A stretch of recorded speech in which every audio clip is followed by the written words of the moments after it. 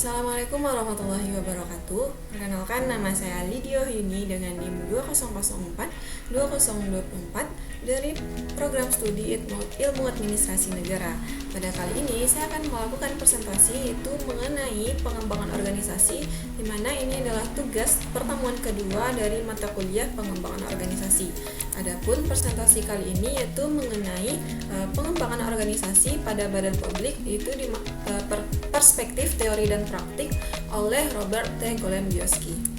Nah, untuk yang pertama kita akan membahas terlebih dahulu mengenai latar belakang dari pengembangan organisasi pada badan publik, yaitu mengenai perspektif dan teori, di mana bahwasanya respon baru-baru ini terhadap kebutuhan akan perubahan organisasi yang terencana adalah yaitu dengan adanya pengembangan organisasi atau PO.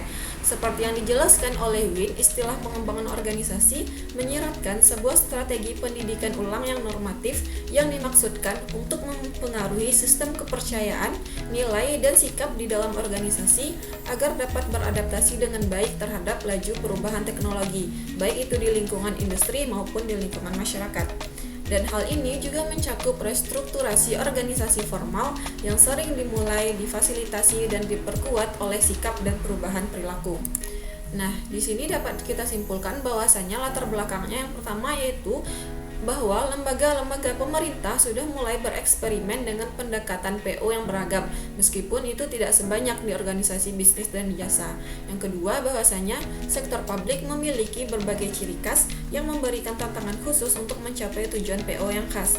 Dan yang ketiga, fitur-fitur khusus ini belum mendapat perhatian yang memadai dalam literatur dan desain program PO di sektor publik.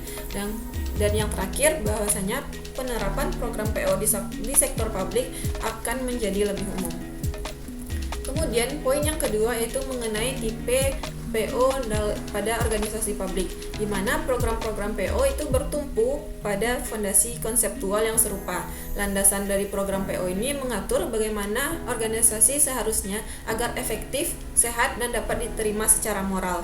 Nilai-nilai yang mendasari program PO menyiratkan beberapa tujuan umum, di mana keseluruhannya adalah untuk melepaskan potensi manusia di dalam organisasi. Kemudian, poin yang ketiga itu mengenai karakter PO pada organisasi publik, di mana dapat terbagi itu menjadi 4. Yang pertama itu ada akses yang berganda, yang kedua ada variasi yang lebih besar, yang ketiga itu ada tautan pemerintah, dan yang terakhir ada hubungan yang lemah. Untuk selanjutnya itu mengenai variasi dalam pengembangan organisasi di ranah publik, di mana dapat kita lihat bahwasanya pengembangan organisasi di ranah publik itu melibatkan beragam individu dan kelompok dengan jenis kepentingan, struktur penghargaan, serta nilai-nilai yang seringkali berbeda. Peran konflik antara legislator dan administrator juga cukup signifikan, sehingga semua program PO harus menekankan pada pengembangan yang layak, yaitu antara hubungan individu dengan kelompok yang memiliki nilai dan kepentingan yang berbeda. Nah, untuk selanjutnya yaitu mengenai keterkaitan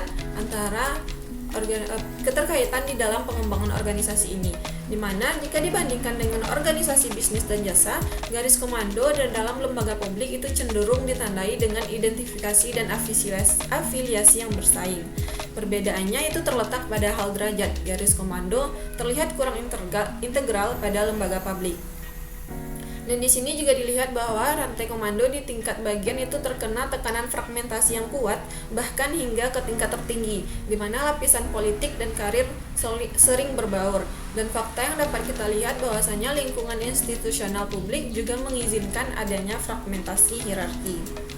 Nah, selanjutnya itu masuk ke pola delegasi dalam pengembangan organisasi di badan publik,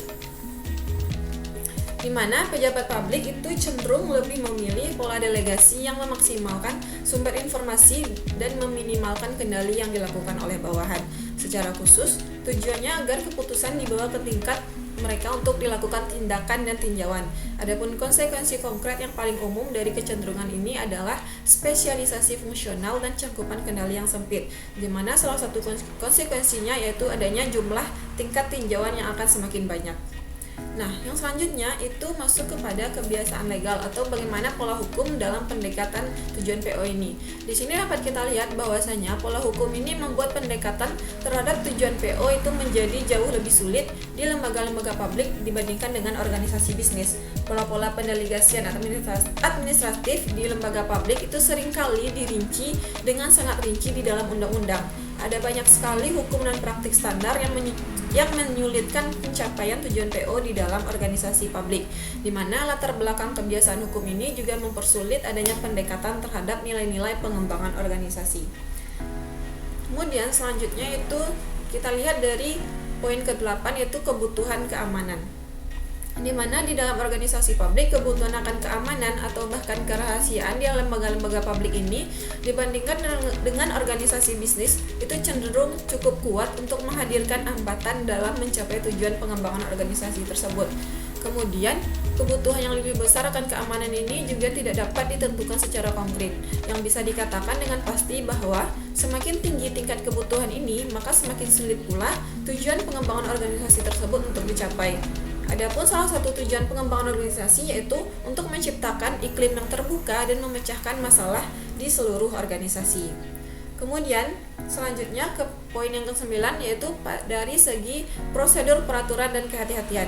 Dapat kita lihat bahwasanya aparat pemerintah cenderung lebih mementingkan prosedur, peraturan, dan kehati-hatian, di mana personel lembaga itu meyakini adanya penemuan itu memberikan solusi yang cukup baik. Keyakinan ini pun bisa bertentangan dengan kebutuhan lain untuk kontrol eksternal. Tentu saja alasan-alasan yang kuat juga mendukung prasangka terhadap prosedur, peraturan, dan kehati-hatian di lembaga-lembaga publik, dan hal ini juga akan semakin memperburuk tujuan dari pengembangan organisasi tersebut. Kemudian yang terakhir itu kita masuk kepada poin ke-10 itu ada manajer profesional.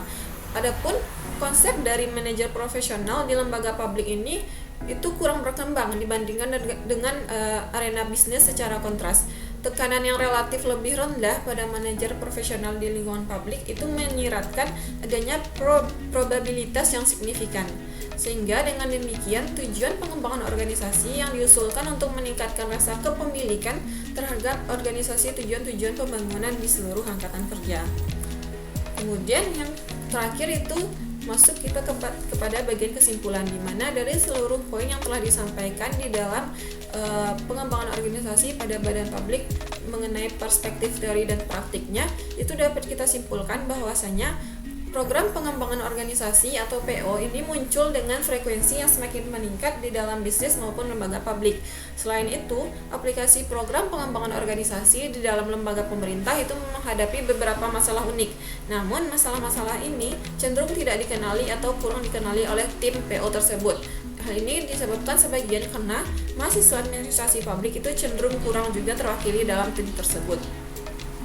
Nah, sehingga di sini dapat kita simpulkan adapun beberapa akibat yang akan ditimbulkan.